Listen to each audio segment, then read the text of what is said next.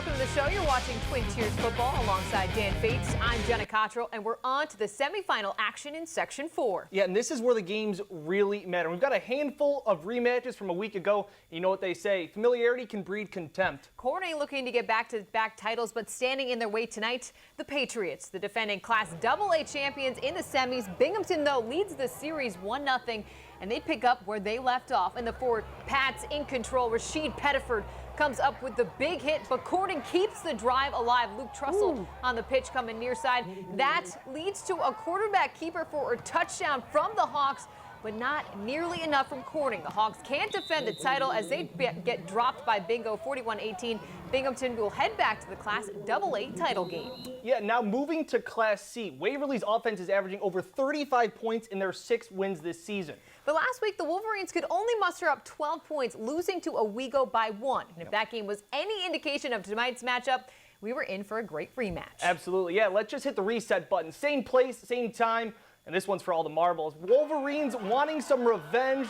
The Indians tell me if you've seen this before. Peyton Miller with the read option, and he's more consistent than a CrossFitter posting his workout on Facebook. Wolves were up 7-0. Then Owego goes back into their bag of tricks the day before Halloween. The throw back to Pat Bilbrey, who decides he's going to air it out. Wide open in the end zone is Will Gladney for the Indians. But Miller and Waverly, they would respond. They don't want to go home just yet. Airing it out, and Shane Carpenter, oh, there's nobody around him, and nothing but green grass in front of him. He could have moonwalked into the end zone to put the Wolverines up 15-7, but we'd go back and forth. Now Bilbrey rolling out and going up top to Gladney in double coverage. He doesn't care, going up the ladder for the score.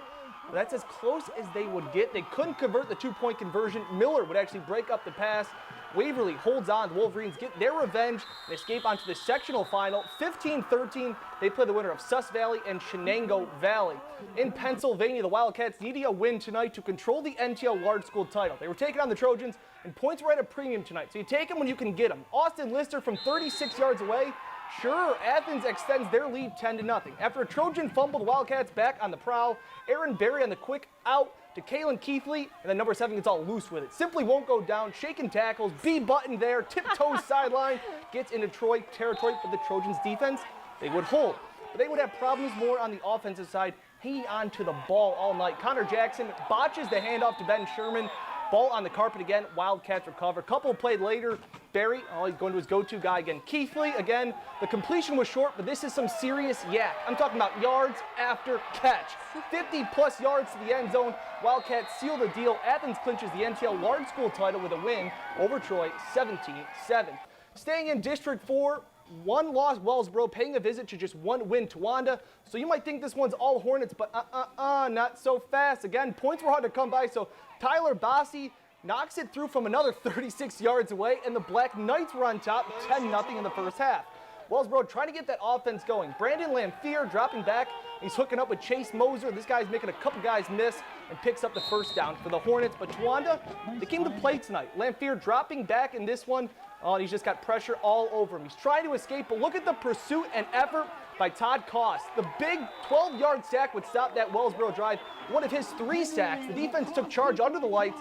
Towanda picks up their second win of the season, pitching a shutout, 17-0. Look at that. Well, down in Rams country, North Penn Mansfield traveling to Wyalusing here. Both teams at 4-4 on the season.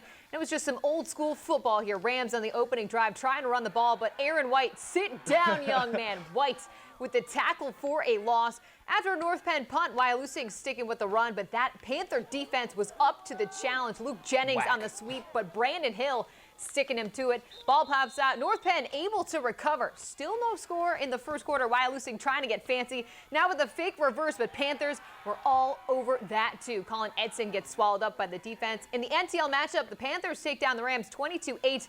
North Penn Mansfield gets to 5-4 on the season. And some scores from New York and Pennsylvania. Edison in a duel with Groton tonight. The Spartans running into a buzzsaw though, falling to the Indians 46-8.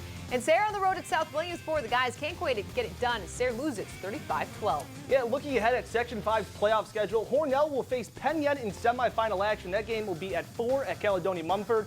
Then the undefeated Bath Haverling Rams will travel to Honeyway Falls Lima to square off against Leroy, also a 4 o'clock start time. In Section 4 now, Horseheads heading to Elmira in a Class AA rematch. The Express will put their undefeated season on the line for a spot in the sectional final. Game time tomorrow, 1 o'clock. Now in Class C, the inaugural Seneca Indians team in their first ever playoff game. Hats off to them. The Indians will play Newark Valley at 3:30. That one being held at Union Endicott. Finally, Class D, the defending champs, Tioga will take on Walton at Binghamton. Kickoff is scheduled for noon tomorrow. A lot of football going on, but on the soccer field, Elmira winning both regular season matchups tonight, round 3 versus Corning for the title. First half, Express down. Kendra Olroyd pokes that ball across, and Jalesia DeMember leaps out in front.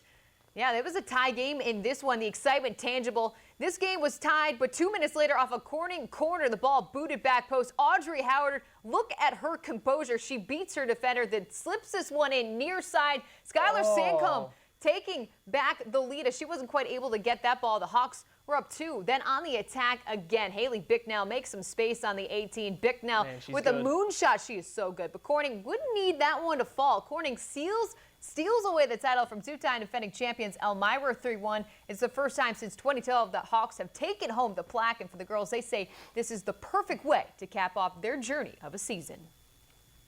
We have worked so hard. We've improved from day one. We just keep improving. We peaked at the right time, and we just worked extremely hard. I mean, individually, we put the work in, and we worked together, and we played as one with one heart, and that's all we needed. You're one place at the beginning of the year, and you have this vision of what you know they can get to, and we got there. I feel like we have.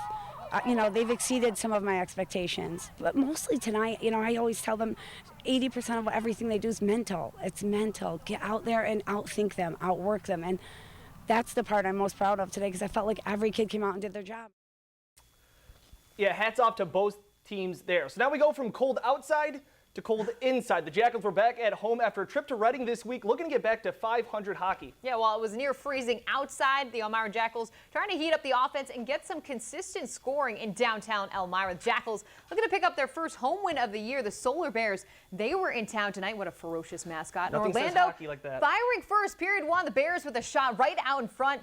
Hits off Sam Murata's pads. That one finding the back of the net. Orlando out in front. They'd get another shot, too. The Bears shorthanded, but they get a breakaway. This one ripped, but Sam Murata standing tall. That one bounces off his chest. He tallied 30 saves on the night. This wasn't really a battle. It would head to OT, but the Jackals finally getting a W on home ice. Elmira rallied from behind to win in overtime, 4-3.